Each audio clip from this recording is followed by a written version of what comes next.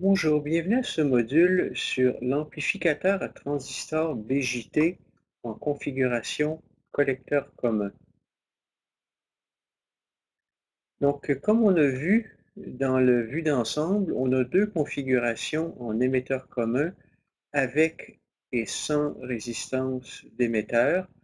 On a aussi vu la base commune. Ces configurations donc, sont là pour donner un grand gain.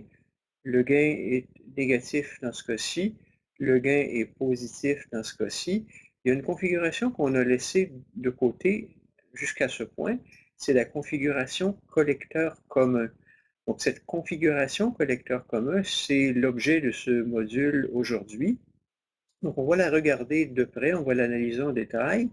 C'est une configuration qui a la propriété de donner un gain qui est systématiquement un petit peu plus petit que 1.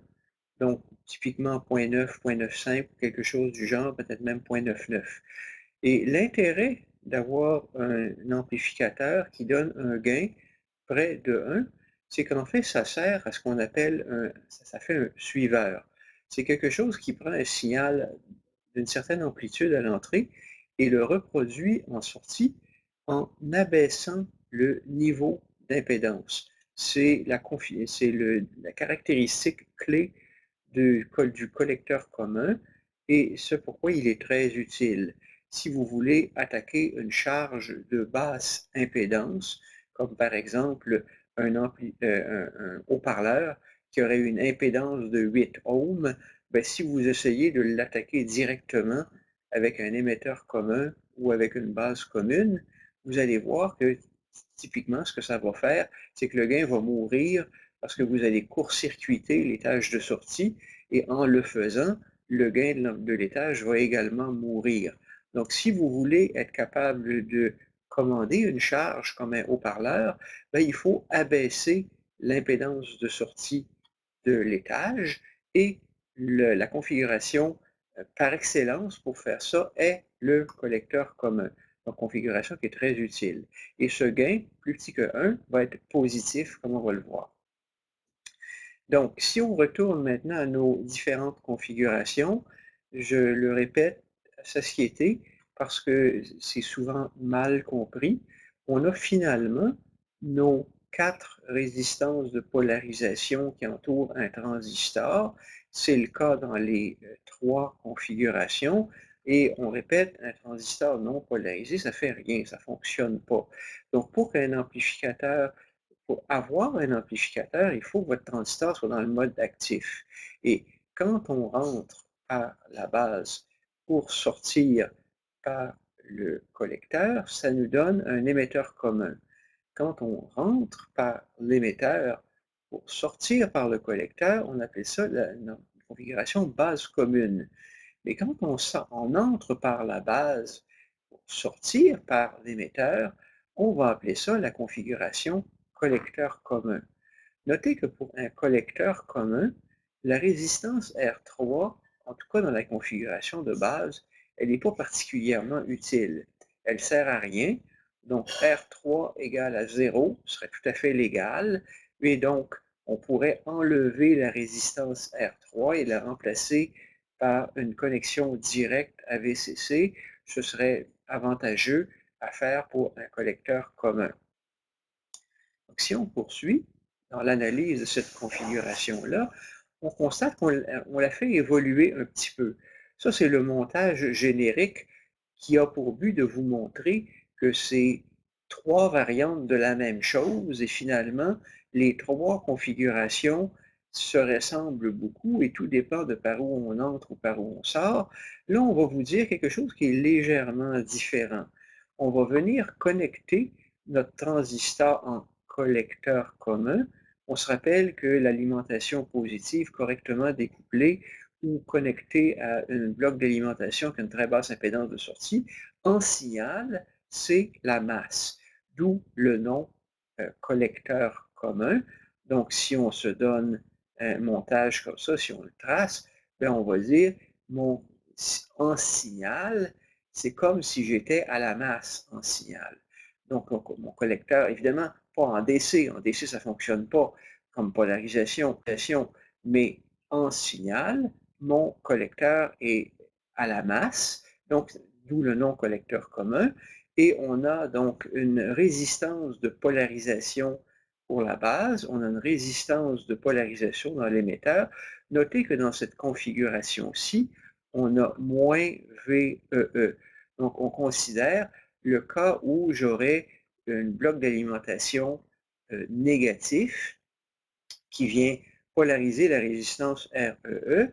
Et dans ce cas-ci, donc on prend notre charge qui est ici, je vais mettre de la couleur dans mon pointeur. Donc on a notre charge qui est ici, qui est RL, qui est connectée au nœud de sortie par un condensateur de couplage.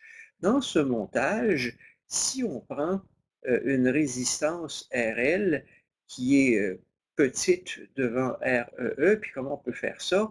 Ben, une façon d'y arriver, ce serait de prendre RE et de le remplacer, par exemple, par une source de courant. On va faire ça plus tard dans le module. On peut aussi imaginer que RE est une vraie résistance, donc comme par exemple RL serait 1 kΩ et RE serait aussi 1 kΩ, et ça serait un montage légal valide. On appellerait toujours ça un collecteur commun. Quand on part de ce montage, donc avec le collecteur AVCC, avec une résistance RE entre une tension négative et le point VEE, couplé par un condensateur de couplage à notre charge RL et un condensateur de couplage CC1 qui relie notre signal à la base de notre transistor, donc une configuration de base, je la prends et je la fais évoluer. Je la fais évoluer via un modèle petit signal. Il y a une différence importante entre celle-ci et celle-là, et la différence, c'est que vous observerez que dans cette version, le RE est disparu. Pourquoi RE, on peut faire disparaître RE? Ben, on ferait disparaître RE si RE était une source de courant, donc, et l'impédance de sortie de RE serait en signal, une valeur très élevée, alors que ça a la capacité de tirer le courant qu'il faut pour polariser mon transistor dans un mode actif. Mais, par exemple, si j'ai une source de courant qui a une impédance de sortie de 100 kΩ, qui est en parallèle avec une résistance de charge de 100, 200 ou 300 ohms, ben, le 100 kΩ va disparaître et dans le montage, il ne va rester que le RL. Cependant, si je n'utilise pas une source de courant, il faudrait considérer que le RL est en fait RL en parallèle avec RE. Donc, quand on regarde cette analyse, on pourrait considérer que c'est un bug, que c'est un lapsus, c'est une façon de le regarder, où on peut dire, ben, dans le fond, pour simplifier l'analyse, on a assimilé RL à RL en parallèle avec RE, ou on a considéré que j'avais RE qui provient d'une source de courant et qui est très grande et qui devient donc négligeable dans le montage. Une autre caractéristique remarquable de ce montage, c'est que dans ce coup-ci, on décide d'utiliser le modèle en T avec le R0. Vous allez voir pourquoi un petit peu plus loin, mais parce que le collecteur est commun, parce que le collecteur est à la masse en signal, le fait d'inclure R0, c'est très, très facile parce que le montage se replie et R0 tombe en parallèle avec RL et ça ne pose aucun problème dans l'analyse. Donc, parce qu'il n'y a essentiellement pas de coût additionnel dans l'analyse, on se paye le luxe de l'utiliser ou de le mettre ici, ça va très bien. Donc, plus tard, on verra avec des montages à MOS comment faire l'analyse d'un cas de figure comme ça quand le R0 n'est pas vraiment négligeable dans le montage ou qui est plus difficile à analyser. Puis là, comme c'est facile, ben, on se paye le luxe de le mettre et puis c'est gratuit, puis on le fait, ça va très bien. Donc, on met notre modèle en T parce que le modèle en T est très, très, très approprié à l'analyse du collecteur commun avec son gain de courant qui approche l'unité. Rappelez-vous que le alpha, c'est bêta sur 1 plus bêta, et si alpha vaut 100, pardon, si bêta vaut 100, ben mon alpha vaut à peu près 0,99, donc tout le courant qui est ici se retrouve là. Et remarquez que si ici les courants sont des courants de polarisation, ici les courants sont du signal. Et une des choses qu'on fait de façon commune à l'intérieur des analyses de Cedra et Smith, c'est qu'on se définit une résistance Rin qui est ici, puis plus tard, on peut se définir aussi une résistance RIB, donc qui va être quelque chose qui va tomber en parallèle avec Rin. Donc Rin, c'est la résistance vue par la source qui attaque cette résistance RB, et je vois mon transistor remplacé par son modèle petit signal en T avec la source de courant commandée alpha IE, petit e, qui est donc le signal injecté dans la jonction base émetteur, avec le petit e qui passe dans le RE. On se rappelle que petit r, petit e est donné par 25 sur grand IE. En milliampères, ça donne des ohms.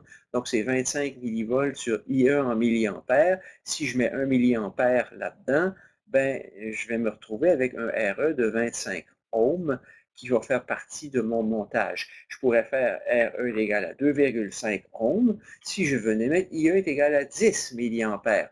Peut-être nécessaire si votre intention, c'est de venir attaquer une charge de faible valeur comme un haut-parleur d'impédance de 8 ohms, par exemple. Donc, on a maintenant notre montage petit signal et on peut le faire évoluer en le recopiant tel quel. Donc, c'est le même schéma qu'à la planche précédente. Donc, je ne vous demande pas de vous en rappeler visuellement, mais vous pouvez prendre le temps de regarder les deux planches une à côté de l'autre pour constater que c'est le même montage. Donc, on a dit avec notre collecteur commun, notre R0, notre charge, vous observez bien sûr que tous les condensateurs de couplage sont disparus. Ils sont remplacés par des fils à mi-bande, puis avec notre RB qui est en parallèle avec l'entrée du montage. Là, on peut le faire évoluer en marche vers une analyse quantitative. Et regardez ce qu'on a fait ici. On a donc séparé le courant en deux branches. Donc, on a exprimé quelque chose dont on va se servir, qui est le courant IB, qui est une fonction du courant IE. Donc, le courant IB, qui va être IE sur 1 plus bêta, et une forme équivalente, le IB qui est 1 moins alpha fois IE. Prenez la forme qui vous convient. Les deux sont pareils et sont équivalents. Ce sont vraiment des équivalents mathématiques. Et donc, moi, celle que je me souviens, celle avec laquelle j'aime jongler mentalement, c'est IE est égal, et IB est égal à IE divisé par 1 plus bêta, qui va amener à une propriété sur laquelle on va revenir un petit peu plus tard. Donc, on évolue et vous voyez donc votre RI0, ce qui est vu à l'entrée du montage pour l'ensemble du montage, et le R0, qui est quelque chose qu'on va vouloir exprimer analytiquement un petit peu plus loin.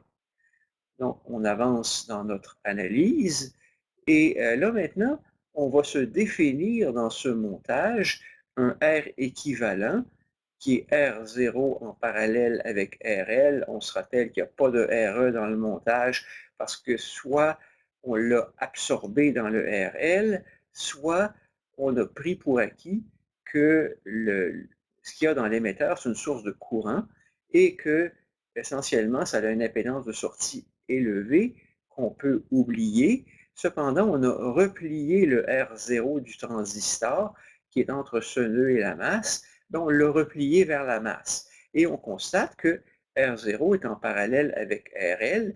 Donc, comme je vous l'ai promis, ce qui se passe, et c'est pour ça qu'on le fait, c'est que R équivalent, c'est tout simplement R0 en parallèle avec RL. Donc, on peut absorber R0 dans RL, ça ne complexifie pas du tout les équations.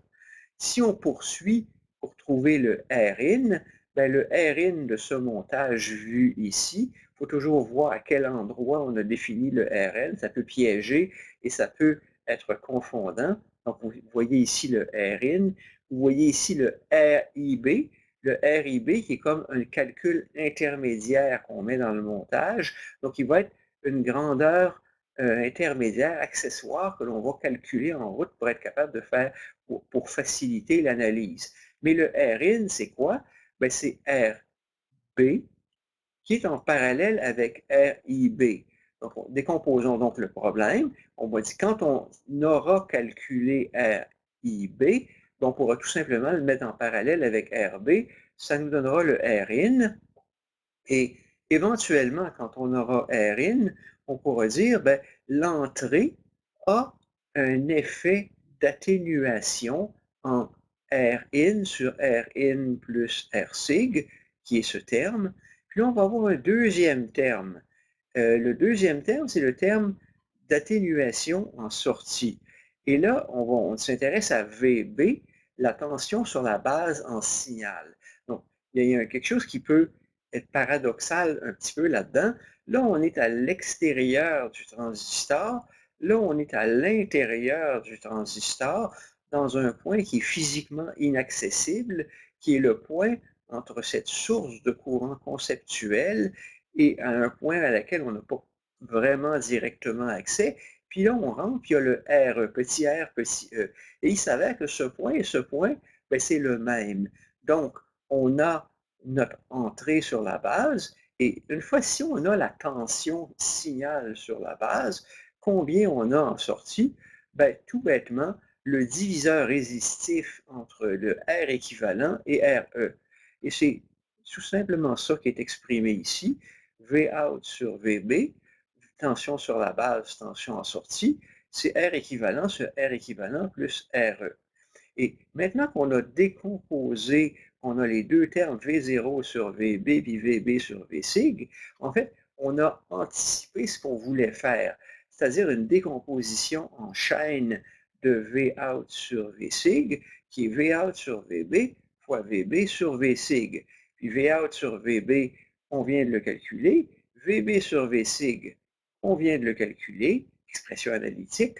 Et là, maintenant, quand on multiplie ces deux termes, ben, on a notre terme de gain.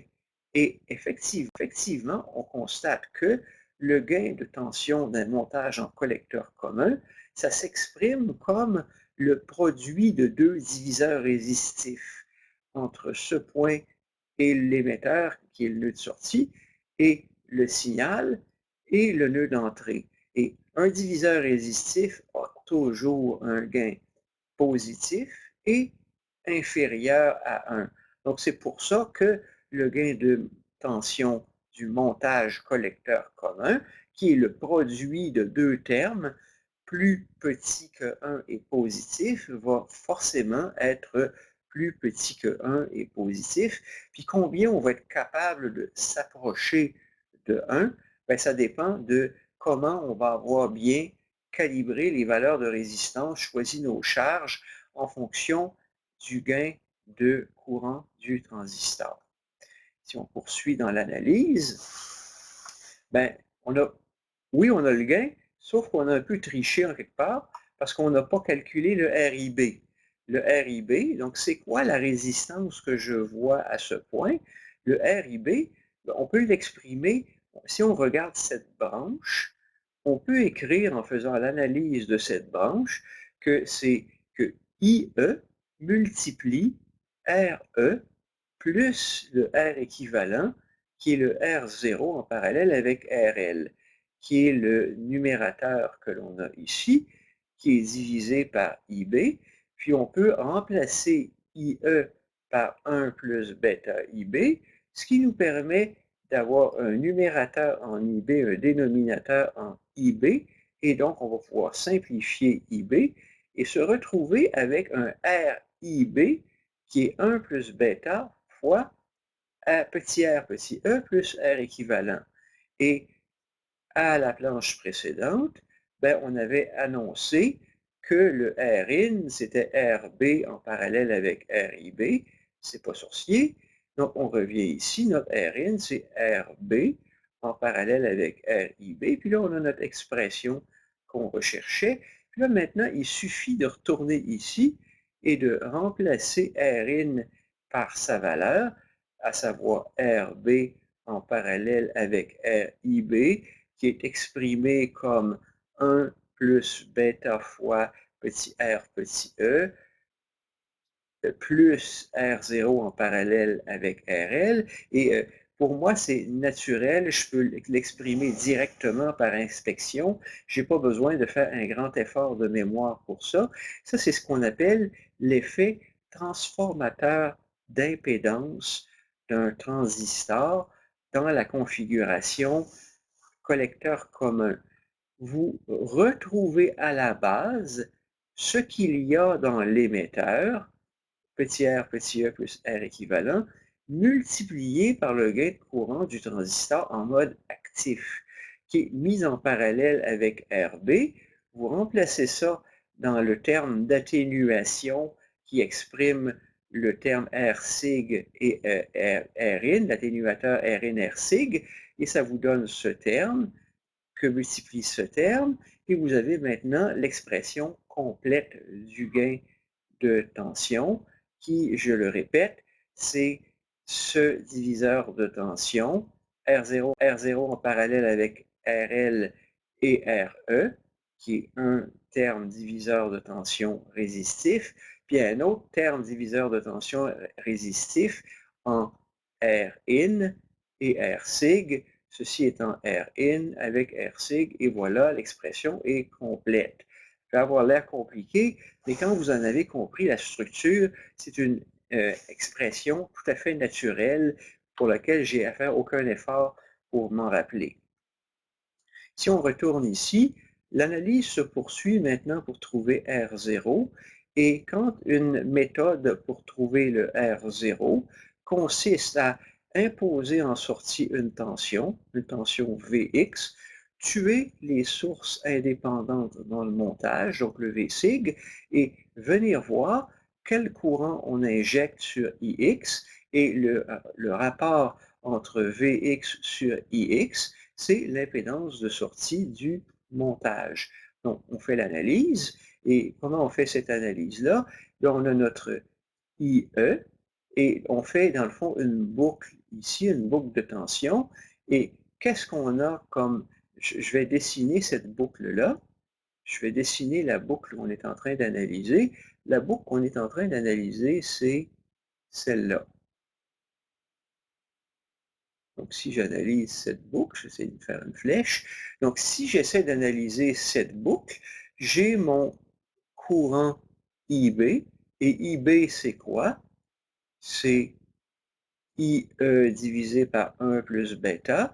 Et quand j'analyse cette boucle, le courant qui passe dans R-sig en parallèle avec RB, donc vous voyez bien ici que R-sig, si je peux retrouver mon pointeur, R-sig est en parallèle avec RB, et quand on fait l'analyse de cette boucle, ben, la chute de tension va être plus ici, moins là, conforme avec le sens du courant, il va avoir ensuite une autre descente, plus, moins, étant donné le sens défini pour le courant, qui va être quoi? Qui va être REIE.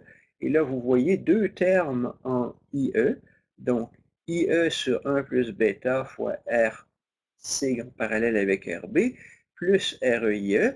Et là, si on fait la boucle, là maintenant, si on suit cette boucle de tension, est-ce que c'est plus Vx ou moins Vx? On voit bien que dans cette boucle, on descend la source Vx, donc on fait une descente de Vx, et donc cette expression est complète, et il nous suffit maintenant de la manipuler algébriquement. Donc on peut isoler IE, et en isolant IE, on va avoir quoi? On va avoir RE plus, on a R sig en parallèle avec RB divisé par bêta, qui est exactement ce qu'on a écrit ici, qui est descendu au dénominateur, donc moins 1 sur l'exposant. Donc on vient d'exprimer IE. Ensuite, on peut faire une analyse de Kirchhoff au point E, puis on va dire IX, c'est quoi? Ben, c'est la somme des courants entrants est égale à 0, IX est un courant entrant, IE est un courant entrant, et le courant qu'il y a dans R0, il n'est pas entrant, il est sortant, donc ça nous prend un signe négatif sur l'expression si on veut faire une analyse cohérente, donc ça nous donne une deuxième équation qui est une analyse de Kirchhoff au nœud E. Et maintenant, on a tout ce qu'il nous faut pour résoudre, parce qu'on peut manipuler l'équation en ix moins vx moins Vx divisé par R0. Puis là, on a IE qu'on a exprimé ici. Il suffit de le substituer. L'expression est complète. Tout ce qu'il nous faut faire, c'est un petit peu d'algèbre. Et avec un petit peu d'algèbre, ben, on se retrouve avec l'expression qu'on recherchait, à savoir, ça c'est juste de l'algèbre. Donc, si vous prenez le temps de le faire terme à terme, vous isolez que Vx sur Ix, c'est R-out en parallèle avec RE plus R-sig en parallèle avec RB sur 1 plus bêta. Vous pouvez le voir comme quelque chose de compliqué, ou vous pouvez retourner ici, puis vous pouvez dire, ben, qu'est-ce que je vois comme impédance de sortie sur le montage? R-out, qui est en parallèle avec RE, plus R-sig en parallèle avec RB, reporté à l'émetteur, donc divisé par 1 plus bêta. Excusez-moi. Donc, ceci, ça peut sembler une équation complexe, mais c'est une équation qui est tout à fait naturelle. Donc, R-out en parallèle avec RE, auquel s'ajoute ce qu'il y a dans la base reflété à l'émetteur divisé par 1 plus bêta, le transformateur d'impédance. Donc maintenant, on peut rentrer des chiffres qu'on veut là-dedans pour voir si on veut faire une impédance de sortie assez petite. Bien, comme on a notre bêta qui joue pour nous, il va avoir tendance à diviser le niveau d'impédance qu'il y a dans la base par un facteur de bêta, donc abaisser l'impédance vue par la base par un facteur, si bêta est égal à 100, le facteur de 101, donc à peu près 100, ce qui est l'effet recherché pour éventuellement attaquer une charge d'impédance modeste ou faible. Donc, on peut maintenant poursuivre l'analyse. En fait, on peut revenir avec un exemple. Et là, prenez-le comme un exercice. Je pourrais arriver dans un mini-test ou dans un intra et vous demander, mais pourquoi AV est positif? Pourquoi? Expliquez-moi. Dites-moi votre réponse. Je l'ai dit 3 fois dans le module avant. Je vais vous laisser y réfléchir. Comment faire un RIN grand? Je vous laisse réfléchir. On a un effet transformateur d'impédance. Ce qui est là est multiplié par bêta. Donc, si bêta fois R4 en parallèle avec R1 en parallèle avec R2 est grand, vous allez avoir un joli Rin grand. Est-ce que AV peut être plus grand que 1? Bien sûr que non. AV, c'est le produit de deux diviseurs résistifs. Puis comment peut-on faire R out petit? Prenez les équations, regardez-les, on peut en faire des équations de design. Vous avez toutes les équations caractéristiques du collecteur commun qui vous permettent de répondre à ces questions comme des questions de conception. Donc, si on poursuit, je fais maintenant un exemple, un exercice qui est intéressant parce qu'il amène certaines notions nouvelles qui peuvent surprendre. Donc, peut-être pour une première fois dans le trimestre, on se retrouve avec un montage où on a 3 transistors dans le montage, en fait. Et cette fois-ci, donc, on a notre miroir. En fait, c'est pas vrai, il y en avait un montage d'une complexité similaire un peu plus tôt, mais là, on a notre miroir de courant. Et comment fonctionne notre miroir de courant? Bien, le courant qu'on injecte dans R2 va se retrouver comme un courant de base de Q3 et un courant de base de Q2. Et ce courant de base va avoir tendance à refléter, à créer une copie dans le collecteur de Q3 qui est très semblable au courant qui est injecté dans R2. Ce courant va être imposé dans l'émetteur de Q1 comme un courant qui provient d'une source de courant. Et c'est exactement ce qu'on avait discuté plus tôt, à savoir, ayant une impédance élevée, quand je vais mettre ça en parallèle avec une charge faible, ça va avoir tendance à pratiquement disparaître du calcul. On ne va pas la négliger, on va faire le calcul au long. Donc, on prend ça avec des données du problème, notre bêta égale à 100, qui est un peu notre donnée passe-partout.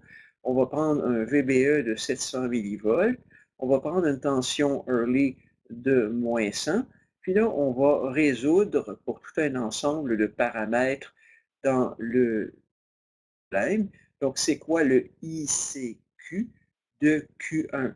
C'est quoi le courant qu'on retrouve au collecteur de Q1? Pourquoi on veut ça? Bien, pour être capable de calculer R01. Ayant ce courant-là, on va aussi être capable de calculer le courant dans le courant dans le collecteur de Q3 qui va nous permettre de calculer le R03 qui va nous permettre ensuite de calculer le gain de tension de ce montage. Donc, on poursuit avec le gain de tension à mi-bande de ce montage et finalement l'impédance de sortie. Donc, on combine ensemble un peu tous les résultats, mais avec une complexité parce que cette fois-ci, il y a 3 transistors dans le montage.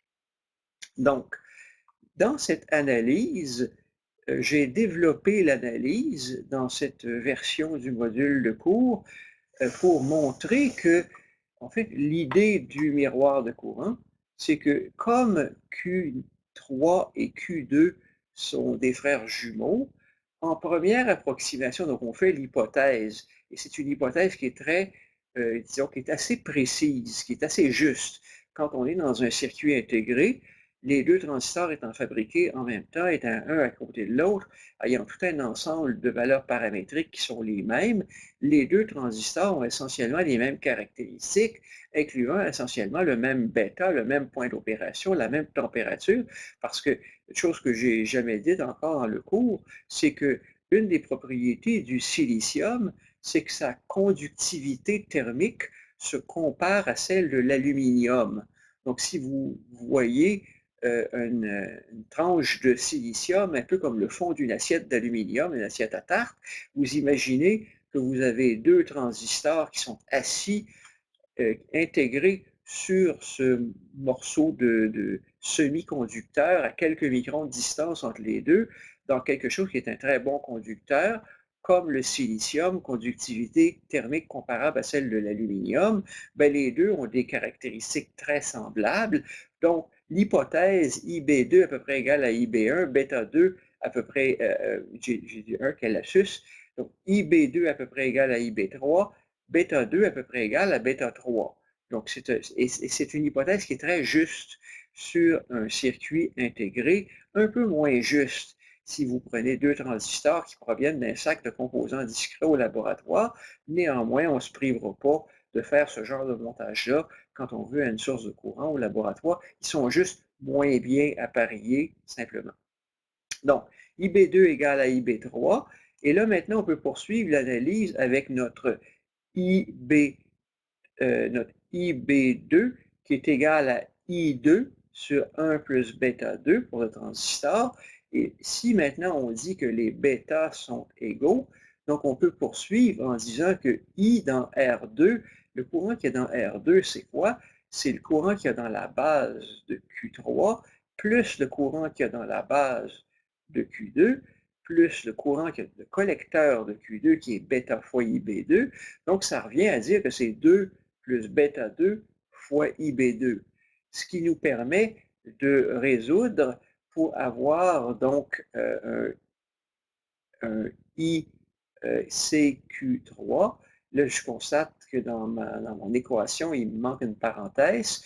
Donc, ICQ3 qui est égal à bêta fois 1 divisé par 2 plus bêta 2 fois IR2.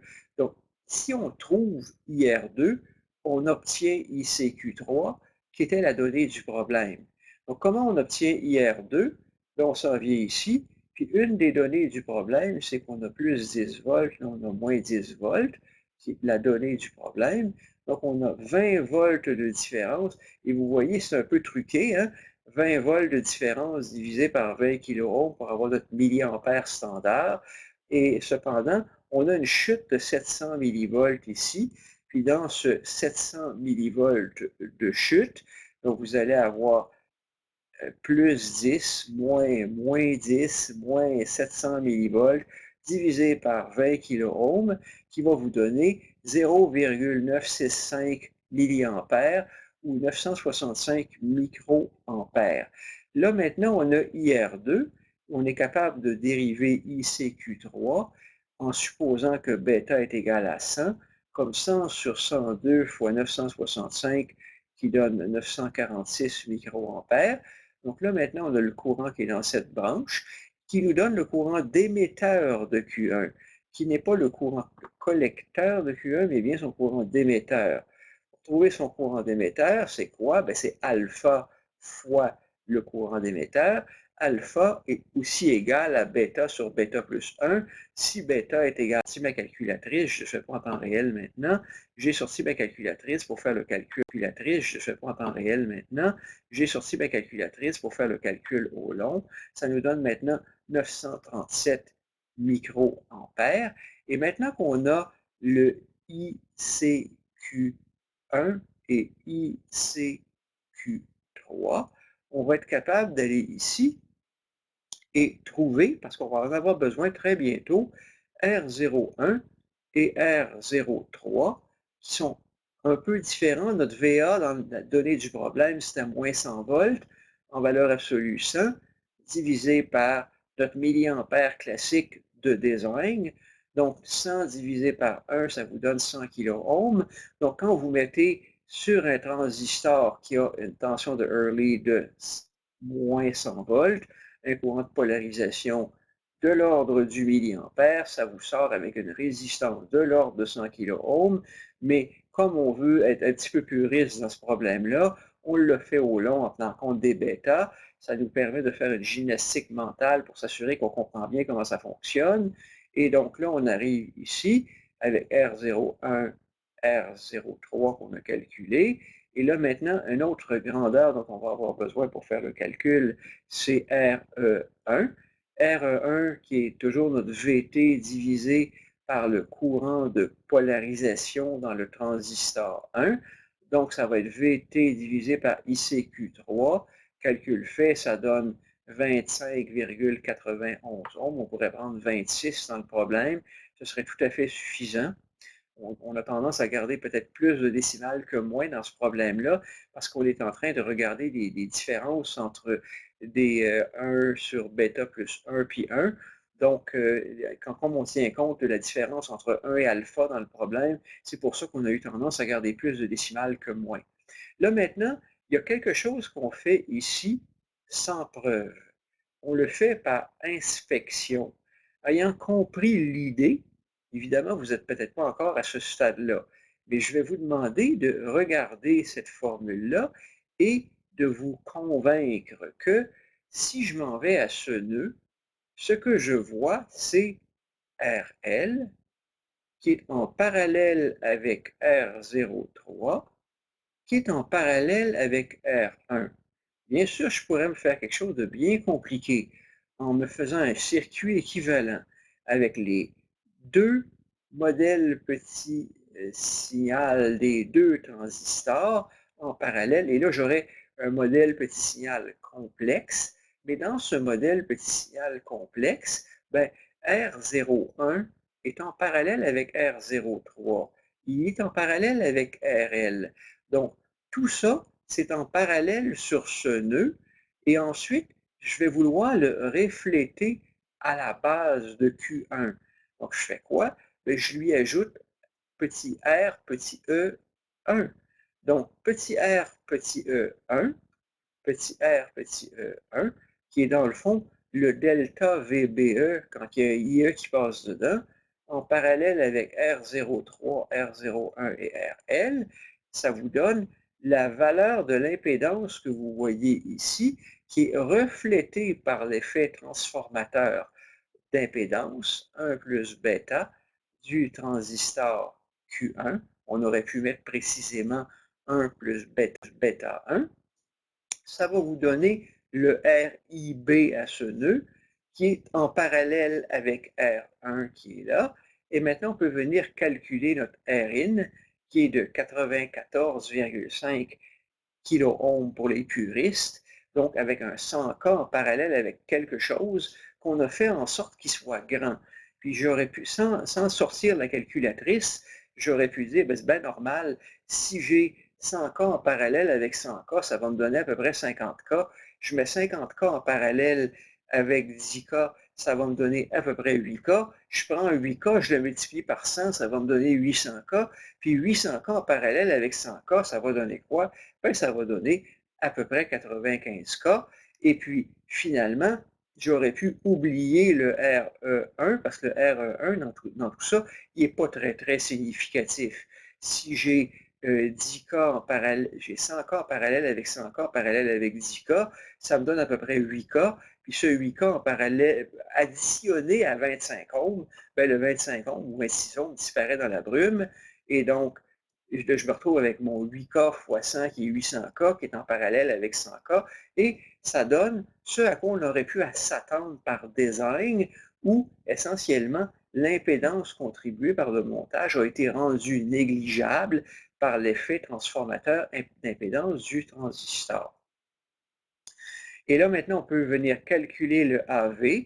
Et le AV, on revient à notre montage, c'est deux diviseurs résistifs. Maintenant, on pourrait se perdre dans les équations. Mais il y a un des diviseurs résistifs qui est celui entre R01, R03 et RL et RE, ce qui nous amène à un terme en R01 parallèle avec R03 en parallèle avec RL et RE, qui est un premier diviseur résistif, et l'autre diviseur résistif qui est quoi?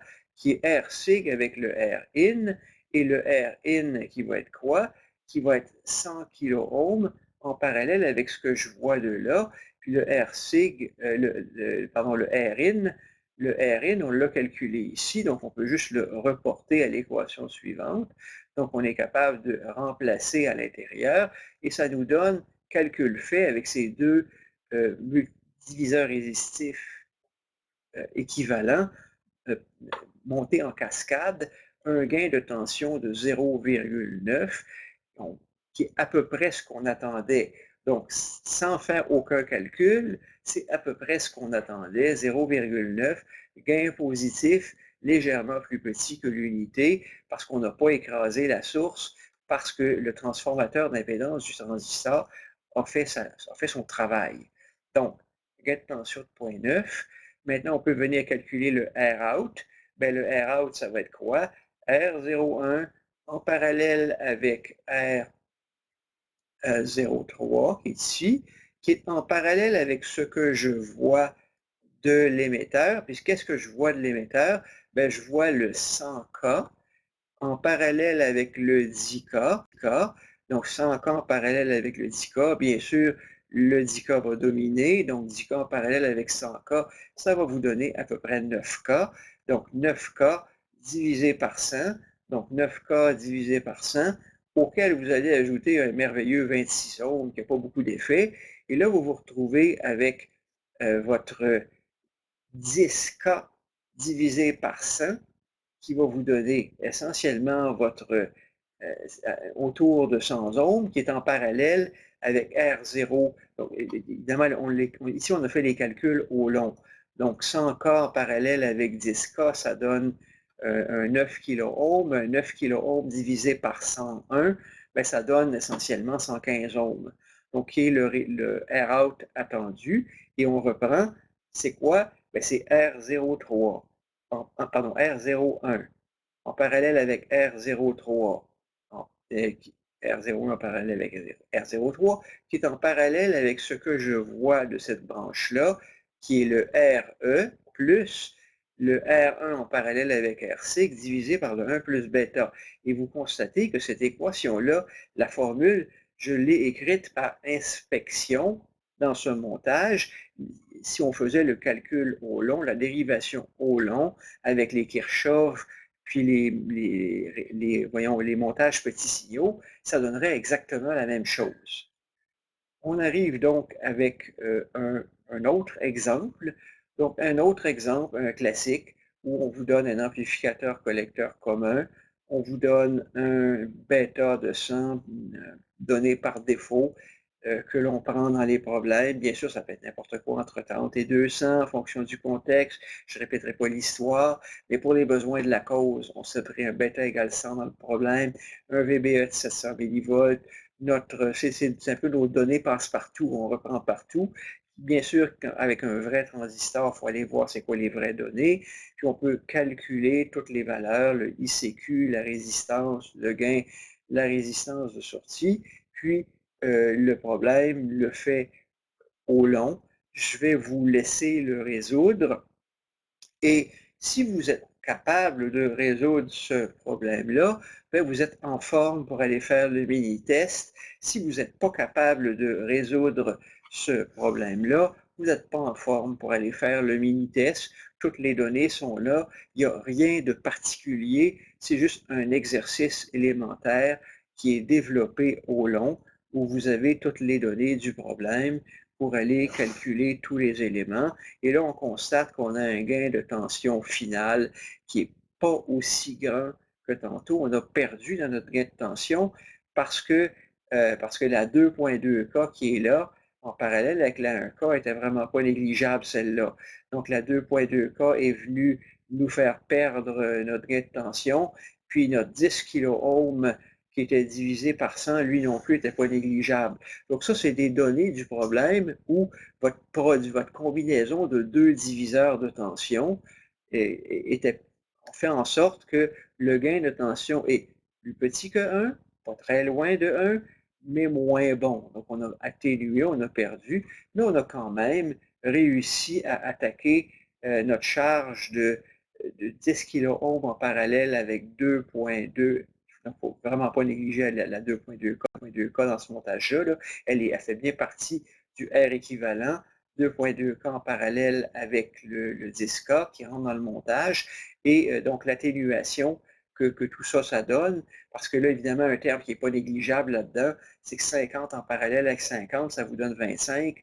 Donc, quand le 10 kOhm voit une charge de 25K en parallèle avec quelque chose, c'est sûr que vous allez perdre. Donc, et on pourrait regarder la formule et peut-être que c'est intéressant de voir la formule par inspection parce que vous avez quoi?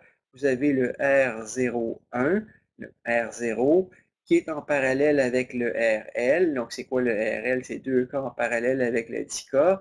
Et qu'est-ce qu'on a là-dedans? Donc, le 3K en parallèle avec le 10K, R3 en parallèle avec RL, en parallèle avec R0, et un effet diviseur de tension avec le RE1.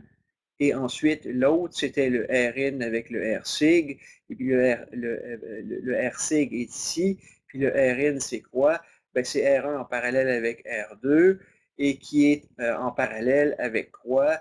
Qui est bêta fois, ou 1 plus bêta fois RE1 en parallèle, pardon, RE1 plus 2.2K en parallèle avec 10K. Vous injectez les données là-dedans, c'est ce que ça va vous donner, puis on peut venir calculer de la même façon le R-out. Donc, essayez de refaire ce problème-là à livre fermé. Si vous êtes capable, ben, vous êtes prêt pour des mini-tests. Puis si vous êtes en forme pour faire celui-là à livre fermé, bien, vous êtes probablement prêt pour l'intra. Donc, ça termine le module. Merci de votre attention.